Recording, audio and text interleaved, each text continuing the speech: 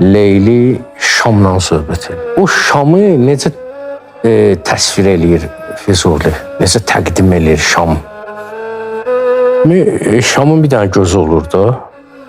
Onun da içərisindən fitil keçir, düzdür? O da fitil də bağlayır onun gözünü. Bu fitilin keçməyi üçün o yəni içərisində yer olsun da dağlanır da o. Dağlanır ki, o hələnçi yer açılır olsun. Didə gözdür, hə? Didə gözdür. Şamı söndürürsən, başı qaralır. Bu da yas əlamətidir. Şamı bir yerə bərkidirlər, ayağını bağlayırlar. Bu da ayağın bağlanmağı. Leyliyə oxşar, Leylə yasdadır. Evə bağlanıb qalıb. İcazə vermirlər məktəbə getməyə. Başlayır Şamla söhbət edin, özünü Şama oxşadır.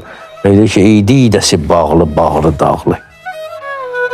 Misraya fikir versən gözəlliyi. Deyir, ey didəsi bağlı, bağrı dağlı, başı qaralı, ayağı bağlı. İki dənə misradan şəkil çəkdi. Ey didəsi bağlı, bağrı dağlı, başı qaralı, ayağı bağlı. Başdan ayağa nədir bu yanmaq? Dudi dillə dəmbədən boyanmaq. Dud üstüdür, dil ürək üstüsünə. Dudi dillə dəmbədən boyanmaq. Mən də sənə bənzərəm vəfada. Bəlkə neçə mərtəbə ziyadə. Sən tək gecələr yanarsan ey zar. Mən gecə və gündüzəm giriftar.